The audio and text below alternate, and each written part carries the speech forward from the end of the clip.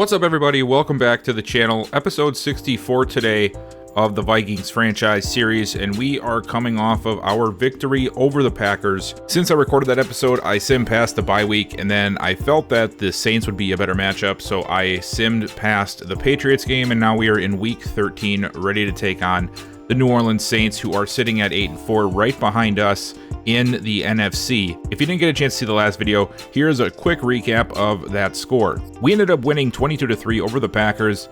The game itself wasn't too crazy to watch. Bullard had a decent day, 138 yards passing and a touchdown, decent percentage for his completions. He also really took it to Green Bay on the ground. 7 carries for 80 yards. I think it was the most I've seen him run in one game, and it really helped us a lot. Same with Antoine Glover, going for 123 yards. Neither of them had a rushing touchdown, but Ken Walden did add one. Receiving-wise, Peoples led the way, 5 catches, 57 yards, and a touchdown. We did a really good job of defensively against this team, not allowing them to get really going anywhere. Caleb Mobley did look very bad. 83 yards passing, 44.2 rating. He only had 53% completions. It was not a good day for Caleb Mobley. You know, even though he did have a bad day, Mobley did have a couple of good games for Green Bay heading into that matchup. We just had a much better team and a better overall and more momentum and everything else that you can think of. And I just want to mention this before we get into the game today, is the last couple of videos I did mention leaving me ideas on who you think I should do for a franchise in Madden 23 once it drops. I've been putting them at the end of the video, and I know not everybody always watches the full videos, in which, hey, I do the same thing when I'm watching YouTube, so I get it.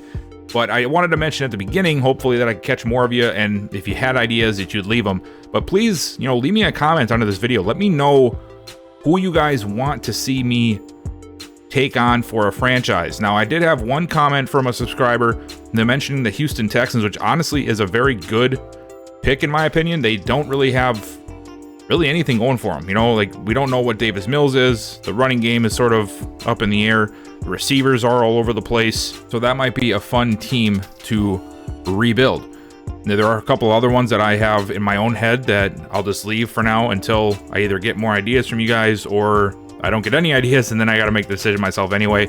But yeah, so far we've had the Texans as an idea, which is one of the teams that I was even thinking about on my own. So that was a great comment and a good idea. And yeah, so the next part of this franchise, the next month or so until we get to Madden 23, I don't plan on really taking a break. I plan on running this until 23 drops and then just picking right up with a new franchise once the game releases. I will have the 3-day early access to the game once it drops. I already pre-ordered it, so that's already taken care of and out of the way. And I am still working on trying to get a couple of videos out about my thoughts so far on Madden 23. I haven't gotten around to that. My vacation sort of threw a wrench in that plan, and I've had some other stuff going on in the other YouTube thing I do with the RFL. And again, if you guys don't know what the RFL is, make sure you go and check that out. It's under my featured channels. It's a great league, and it's a lot of fun. But anyway, back to this franchise. We're in week 13. We're ready to take on the Saints. But before we do that, let's go ahead and take a look at the stats from the whole league. You know, we're almost through the season already, so let's see who's been performing, who's not, and let's also check out those yearly awards. All right, we'll start things off here with our own team. Tyrone Bullard sitting at 2,600 yards passing, 25 touchdowns to 7 interceptions. You know, even though we've seen some up and down play from him, he's actually had a pretty good season. Some of that being helped a little bit by the sims that we've done. Sims are very fruitful for quarterbacks a lot of the times. But hey, either way, we're sitting at 9-2. You know, even though we were having some rough games early on in the season, I think things have settled down, and it's showing here in his stats as he's starting to throw the ball a little bit better, take care of it more, things like that. Still be sitting at 7 after we saw him throw 3, I think, in one game. That's saying something after 11 games. Antoine Glover hit 1,000 yards last week in the sim game against the Patriots. He has also had 8 touchdowns. He's done a pretty good job so far this year for us, and he's really been the reason that we've had a couple of wins so far this year. Almost 92 yards average per game. That's a great average to have. Oscar Pitts also has 8 touchdowns, but he has far less carries and far less yards and a worse average. That's just the way it is in our offense for Pitts. I wish there was a different way to get him more involved, but at this point, this is just sort of his what his lineup is going to look like for the most part. Justin Jefferson leading the way by quite a bit with 811 yards and 9 touchdowns on 52 catches. The closest to him really is Jamarcus Means, 40 catches for 440 yards and 3 touchdowns. I really want to see what this team is going to look like here in the second half of the season. We've only really seen 1 or 2 games since doing the trade to acquire Jamarcus Means and then also elevating Derek Barnes to the starting tight end position. For the first time ever, Devontae Coleman is leading this team in sacks since we started this franchise. Danielle Hunter is only at 9, which is still, it seems like, not many, but it is. It's still a number, but for him, it's a very low number. 12.5 sacks for Coleman, 9 for Hunter, 7 for Jefferson, 5.5 for Ware, and then 4.5 for Landon Riley, who did a lot of filling in once Danielle Hunter was hurt and when Jefferson was hurt. So he is filled in pretty nicely, even recording more so than Randy Barrett, which was surprising to me. Cam Dantzler is destroying it this year. 7 interceptions on the season already. Jeremy Chin and Nazir Ward tied for 2 and 2. And Clayton Jenkins, Floyd Beckwith, and Jason Reddick all with 1. Here's another stat that I wanted to show you guys. Devontae Coleman is having an absolutely phenomenal season. 29 tackles for loss this year. We've seen him every video just making huge plays in the backfield. You know, every time they try to run the ball, and it is showing in the stat column for sure. And I'll show you where he's sitting right now in the yearly awards too. You guys are going to love to see that. Now we get to take a look at the whole league's yearly stats, and look who it is who's leading the way. It's Hunter Patton, 3,500 yards passing, 29 touchdowns, 9 interceptions, 71% for his completions, rating of 114 on the year. Dak Prescott behind him, Patrick Mahomes, Zachary Farr, Wilson, Herbert, Watson, Tagovailoa, Josh Franklin, Clifton. A lot of good names up here. Nick Chubb once again leading the league in rushing. It seems like a broken record every year. I'm saying that same thing. But I think the story of this season has really been these two guys, Barkley and Mixon. Both of them have, Barkley does have 1,200 yards. Mixon is close, but they both have double-digit touchdowns. 16 for Barkley, 13 for Mixon, while Nick Chubb only has 7. Still, I mean, not that 7 is a bad number. It's just when you look at some of these other guys, it's actually sort of lower on the totem pole for these top-tier guys. Look at Jonathan Taylor, 8 touchdowns. 9 for Cam Akers, 10 for Josh Jacobs. Derrick Henry has 9. Trey Sermon, Najee Harris, Dalvin Cook having a pretty good year, 1,000 yards and 12 touchdowns. And then you finally see Antoine Glover down here, the lowest 1,000-yard rusher so far on the season. Julius Chambers is the man who took over for Kamara after he decided to hang it up midway through the season. I think it was week 5 or 6 that he decided to retire. And you can see not a bad average, 4.3 yards, 4 touchdowns, and then 643 yards. He is averaging a first down if you give it to him 3 times. So that's always a good thing to look at. It looks as if you look here, that Joe Mixon and Josh Jacobs are having one of the best seasons because they're averaging 5.6 yards. They have double-digit touchdowns, both of them, and there's all these backups behind them. You see this? But I want to show you something else. So it looks like they're ahead of everybody, but they're not ahead of one guy, and that is Saquon Barkley, all the way up here all alone at 6.2. He is the only guy up here that starts, and just goes to show how good of a season he is really having for the Giants. Corey Davis leading the league in receiving, 81 catches, 1,186 yards, 10 touchdowns. And right behind him is Jimmy Randall of the Cowboys. Gerald Monty, the guy that basically replaced Jamarcus Means before the season and during the season after he was traded. And you can see why the Seahawks were ready to move on from him. I mean, he's having a great season. 11 touchdowns, just over 1,000 yards, plenty more time to play as well to add to those statistics. And then right behind him is his running mate, DK Metcalf.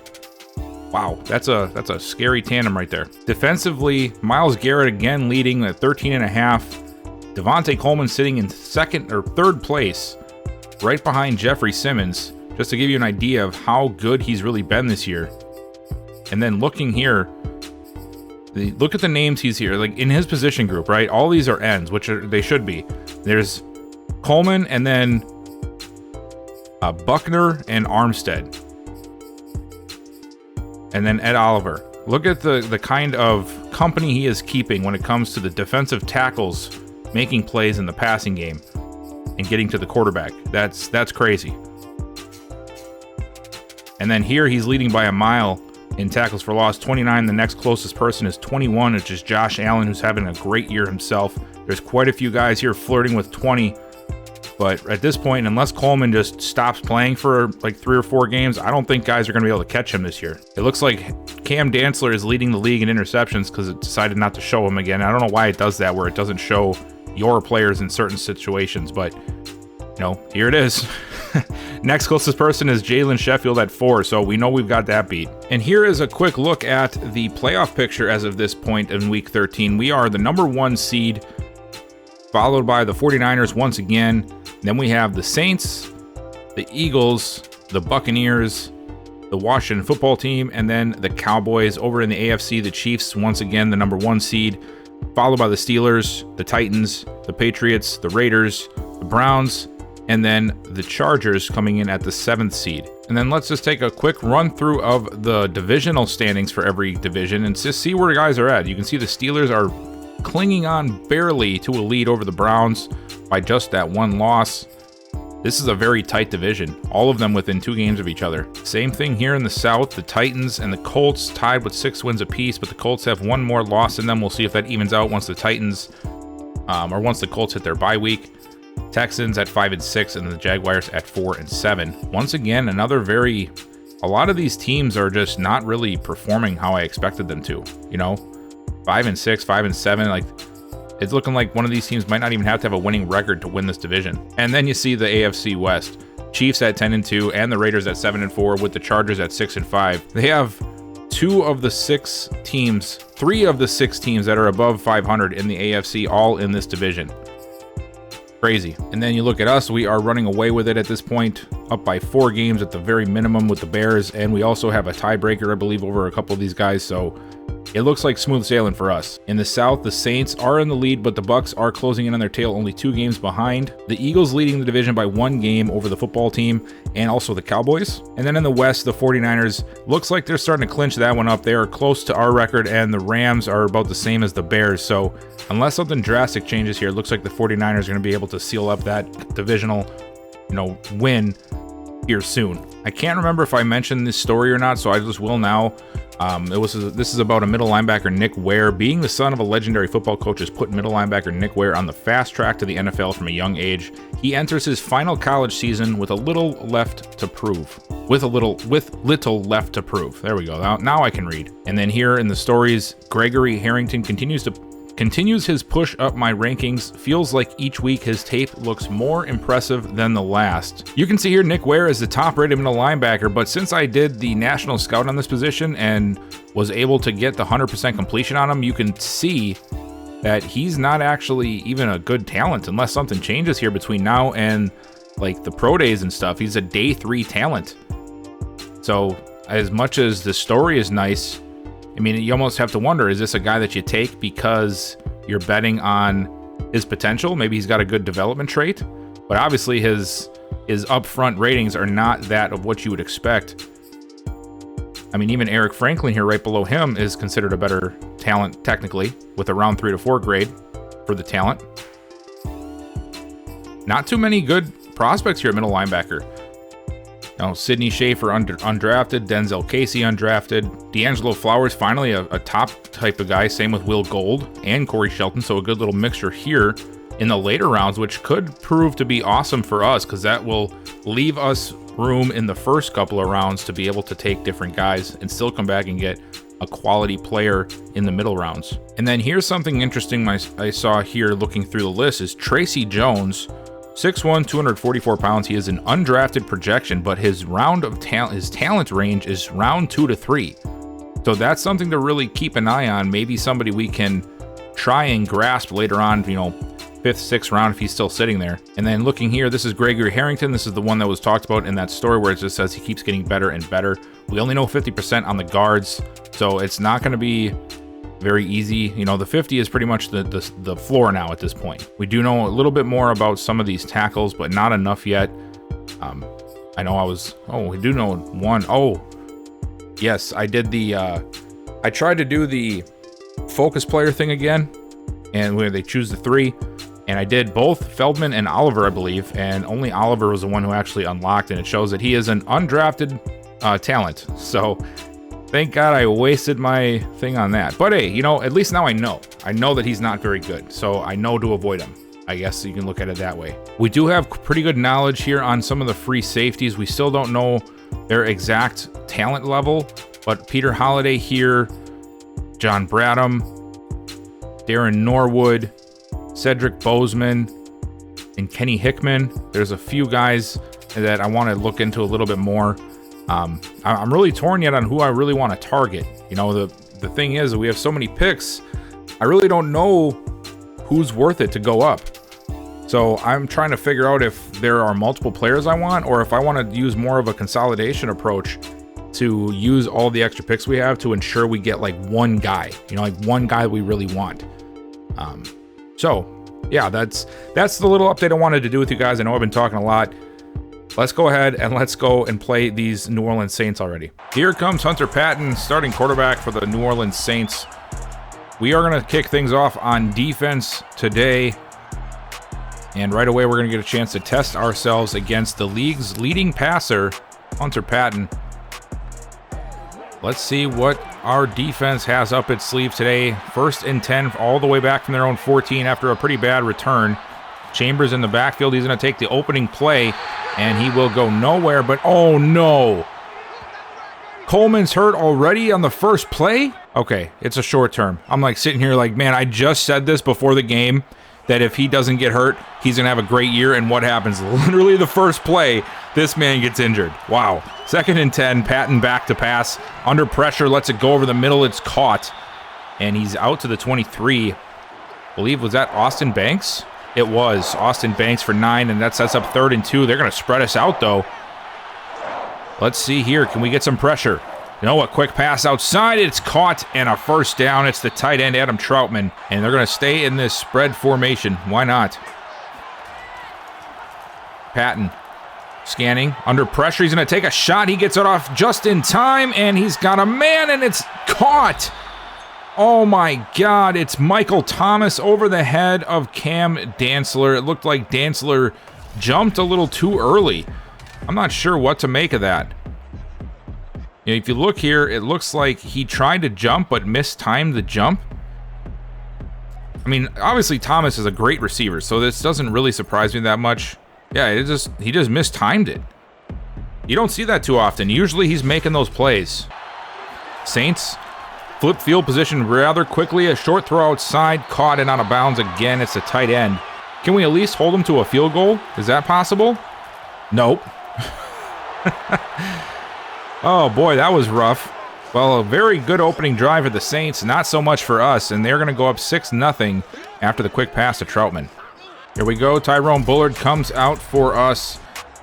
We saw his stats before the game, so not much really here to look at. The big question here is, can he push the ball down the field enough for us to take advantage of our receiving core? 1st and 10. And we're going to start on the ground ourselves. Glover pushing through one, still on his feet. He's got a big lane up the middle. Is anybody going to catch him? 30, 20, 10. No, he's gone. Touchdown. What a run by Antoine Glover. He spun off the defender and then turned on the jets and was out of there. Great blocking by Chamberlain a little bit, more so by Walden, it looks like, upfield. And then just outruns the defense. What a move and what a play to open things up and get that momentum right back for us. After our offense answered back with a one-play score from Antoine Glover, we're back out on defense here, tied up 7-all. And they're going to go to Chambers. And once again, there's nothing there. Whitehead and Lewis teaming up for the tackle. They'll say he got back to the line of scrimmage, and that's it. We really have to be looking out for the tight end. I say that every video, and it's true. Patton scrolling. Uh-oh, and he's going to throw it away. I thought he was considering going to the tight end there. I didn't know there was somebody in the flat, so I'm glad we picked that up. 3rd and 10, Hunter almost getting the pressure. Can we force them off the field here? Patton looking under pressure. He's going to go down. It's Jefferson and Hunter meeting at the quarterback, and that will be 4th down. 2nd and 3. Patton Outside, gets a wide open receiver. It's Corey Davis. Now 1st and 10, pretty much in field goal range. They're going to fake it to Davis, and Coleman and Chin were ready for that. Chambers nowhere to go. Loss of 1. Give that man 30 tackles for loss on the season. I wonder what the actual record is. I'm pretty sure that's been broken. 2nd and 11. Patton, quick throw outside. Oh, Chambers does an excellent job of adjusting for the ball. And instead of it being incomplete, they'll end up getting 5 yards out of it. I thought that was going to be an incompletion, just the way that they were working. But Chambers does a great job of moving around and getting in, making the play. 3rd and 7 now. Patton under pressure. He fires a beautiful pass to Davis, who leaps over the arms of Chen, and he's down to the 4-yard line. Another great play by Corey Davis, the league leader for a reason. He got matched up against Jeremy Chin. Now, we know Chin is a safety in real life, but even that is still a mismatch. Heck, even for corners, that's a mismatch. Handoff to Chambers, and nowhere to go. Markel Ware takes advantage of the lineman getting in his way, and he'll make the play in the backfield. Loss of 1. Now it looks like they have a big running back in. He looks different. Who is that? I don't know who it is, but he's going to take the... Oh, that's Nelson! It's Antonio Nelson! I forgot he's on the team. And he gets 3 yards. Oh, you guys remember Antonio Nelson, my first power back project before Pitts? 3rd and goal. Fakes it to him, and nice job by Lewis breaking up the pass. And now it's 4th down, and they're going to go for it. Why not? Patton scanning. Lets it go to the end zone, and it's dropped. Michael Thomas was there, but so was Dion Lewis. 2 plays in a row by our new starting middle linebacker, and we're going to get the ball back, turnover on downs, but we have a long way to go. Our own 2-yard line. I formation for Pitts, handoff to Pitts, and he'll only get about 2 yards on the play. These power formations are difficult to run out of. They just are. I don't know if it's the playbook or the scheme or just the guys we have, but we just don't have much success in it. Bullard's got to throw it. He does, and he's got Wiggins, and Wiggins gets himself out to the 11. I think that's going to be, 3rd down, 1 to go. I wouldn't be shocked here if we just hand it off to Glover. No, we are going to opt to throw a quick throw at that to Jefferson, and a 1st down. A nice little out route by Jefferson. Because he's so good at him, he can make that. He can get that separation initially because he's just so talented. Another throw. Blitz is coming. We pick it up. Bullard downfield, and it's dropped. Jefferson had a chance at it, but couldn't haul it in. Empty formation. Bullard. Another pass, this time to Peoples, and he makes the catch to the 22. Now 3rd and 2. We got Pitts in the backfield. Looks like we're going to go for the run here. Can our guys get that push? No, we're going to throw it. Bullard under pressure, and he's going to throw it away. Oh, man.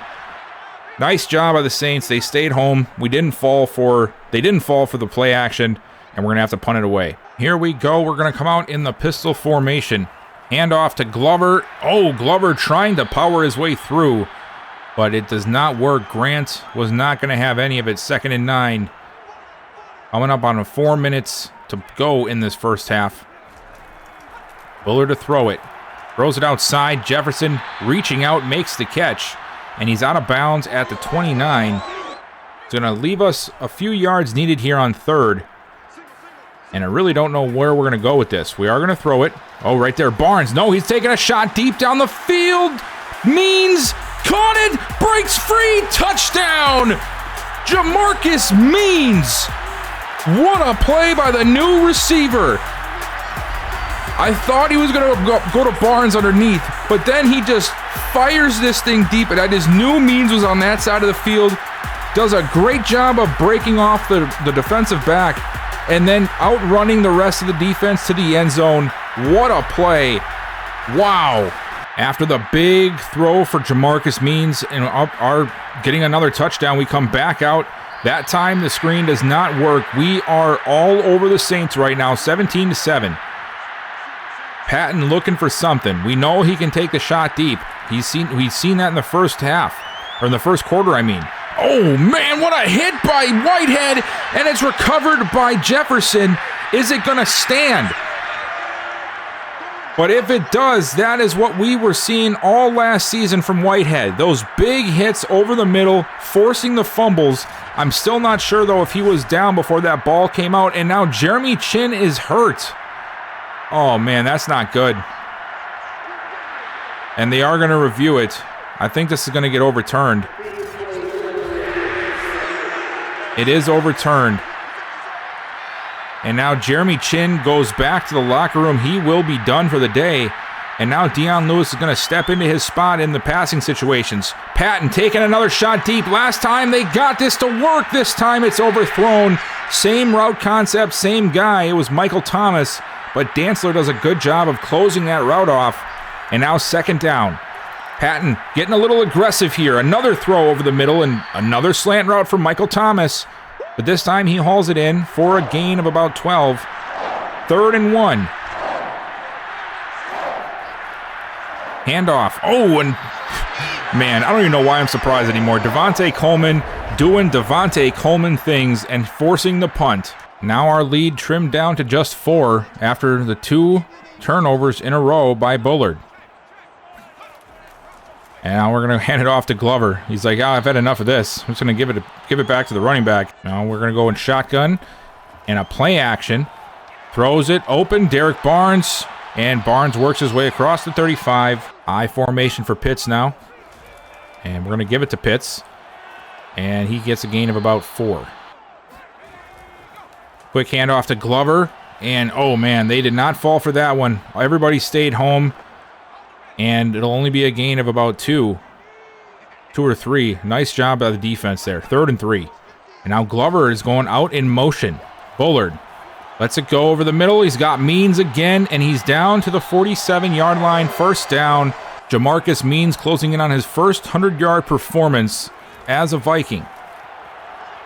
Bullard throws it, and there it is. Means with another catch. Gain of about 7 or 8. They'll say 9 yards, and that puts him over 100 yards. 5 for 106 in that touchdown. Handoff to Glover, and Glover breaking free from 2 tackles and somehow still doesn't get the first down. And we're going to give it to Pitts right up the middle, and he's going to get that first down. Shrugging off of 1 defender down to the 32. Handoff to Glover, and Glover with another big lane off the left side, and he's down inside the 5. The blocking on a couple of these run plays has been amazing, and it's really given these big runs to Glover. It's not that he's, destroying, people's ankles or, sticking in or truck sticking anyone. He's just finding huge lanes from our blockers, and that was another example of that. And now we got 1st and goal from the 4-yard line. We have a chance to put ourselves back up by 10 or 11. Hand off to Walden, and that goes nowhere. We're going to stay in the I formation here. And this time we're going to give it to Pitts. And Pitts, again, just destroyed back there. There was nobody to block. They knew it was coming. 3rd and goal, and now we got single back. I hope we throw this. We've tried running it 2 times in a row. Come on, throw the ball. All right, well, I actually throw the ball, though. Uh-oh, Bullard going for it, and he's got it! Touchdown! I thought he was going to throw it away. I thought he was going to get sacked, but he ends up using his feet to get out of the pocket and takes it in for 6. Great play by Tyrone Bullard, and that will put our lead back up to 10 with the extra point coming. Look at him right here. He just outruns the defender. He knows he's got more speed than him. He doesn't panic and just waltzes right in. Wiggins holding off Davenport long enough. Excellent job from our young quarterback. Here we go. 4th and final quarter. We're up by 11. Patton out here on 2nd down. Going to try the screen, and once again, it doesn't work. They got it to work on the first attempt way early on in the game. They've tried about 3 or 4 times since then, and it has yet to work again after that. And now 3rd and 8, they're going to spread us out. We have not had good luck with this one. Patton scanning. Not able to find anybody yet, and he's going to get sacked. It's Martin Jefferson bringing him down at the 13-yard line. A great job downfield. That's what you call a coverage sack. He sat back there. He was scanning. He didn't even have any pressure on him. But eventually that pressure is going to come, And when we have such good corners and good secondary that can keep guys covered, it leads to those kind of plays there. Excellent job by the defense. There we have it, folks. A big win for us here in Week 13 against the Saints. Bullard showing out. Antoine Glover having a big day. Our receivers actually having a big day. Jamarcus Means with, I think, our longest touchdown of the season through the air. Defense played well, and we get ourselves our 10th win. 30-20 is the final score. And yeah, man, just a great all-around win for us today. So we get the win over the Saints and move to 10-2. That is something I know I mentioned it during the game. I'm not sure if that's going to stay in or not, depending on how the drives play out and how I cut the game down. So if I leave it in, you're going to hear it twice. If I didn't leave it in, you're going to be like, what the heck are you talking about? But anyway, so I was wrong about the Patriots game. I did watch it, and the reason I did was because, as you guys know, I've been having some mixed feelings about our offense this season. And what I did was I switched to the pistol scheme, kept everything the same playbook, same everything, but I just switched from West Coast zone run to pistol, and it just seemed to open things up for Tyrone Bullard. You can see here, he had 281 yards passing. Still, I mean, he had an interception, but he also had 2 touchdowns. He also ran a lot more. He had 100 yards on the ground. That was one thing I completely forgot about. Glover had a decent day. But yeah, so that stat line from Justin Jefferson is legit. Like, I watched that, and I was like, man, I might have messed up. I know we're 10-2, but our offense has not been playing like this. And you saw it in this game, how it just seemed like there was more variety in the play calling, really. You know, there was more shots. There was more, middle of the ground, mid throws from Bullard, and more runs from Bullard. Like, something I just didn't see out of him. And so I'm sticking with it. I'm going to stick with the pistol formation. It's something I should have done a long time ago. But yeah, it worked. So here we are. We're sitting in Week 14. The next game against the Bears. Like, I feel like I'm not showing some of these division games enough, but I also feel like, I don't know, it just feels like it's not necessary all the time either. We see them so much, especially when it's not a big game like this one. It's they're 5-7. They're not going to catch us at this point. We have 5 games left. We would have to lose every game, and then they would have to win out for them to catch us. Same with the Packers. And I just don't see that happening. So I'm not sure if this is something where we want to watch more games, or if we want to just sort of sim through and get to the playoffs. All right, so we have the Bears this week. Then we go to the Lions. We already saw the Lions, if I'm not mistaken. Yeah, we did. And then we play the Eagles and the Packers again, and then the Dolphins. Part of me wants to maybe watch the Dolphins game and maybe the Eagles. Not that I don't want to watch the Bears. It's just we see the Bears and Lions twice a year every year. And even though I skipped some of the games last year, we still see them, And I also want to do something where we're actually getting through a lot of years. I know we only have like a month left before 23 drops, and I really want to sort of close this story with getting really far in the future, which we're just not at right now. So because of that, I sort of want to speed things up, in terms of how many games we watch a year, how quickly we get to the playoffs, things like that. So we can really get like a good 20 years into the future and see where all these teams are sitting and where the players are sitting. So because of that, I feel like we should skip all the way. We could skip at least the Bears and Lions game. Even the Packers. None of these teams are above 500. They're not even at 500. They're all below 500. The Eagles might be a team we could watch depending on what their record is at the time. And if we end up going on a losing streak and the Packers' game is important, we'll watch that again. But I'd really almost just want to watch the Dolphins game and then get to the playoffs. You know what I mean? Like, we know what this team is. That's my opinion on it. I don't foresee there being a need to keep going with this season. You know what I mean? As for this video, this one is done. I appreciate you guys so much for watching. Please make sure you like and subscribe. And if you're not already subscribed, make sure you turn that bell notification on so you know when we upload. And once again, leave me a comment. Let me know the teams you want me to consider for Madden 23. Let me know why. And we'll see what we end up coming to an agreement on. I'll see you guys next time.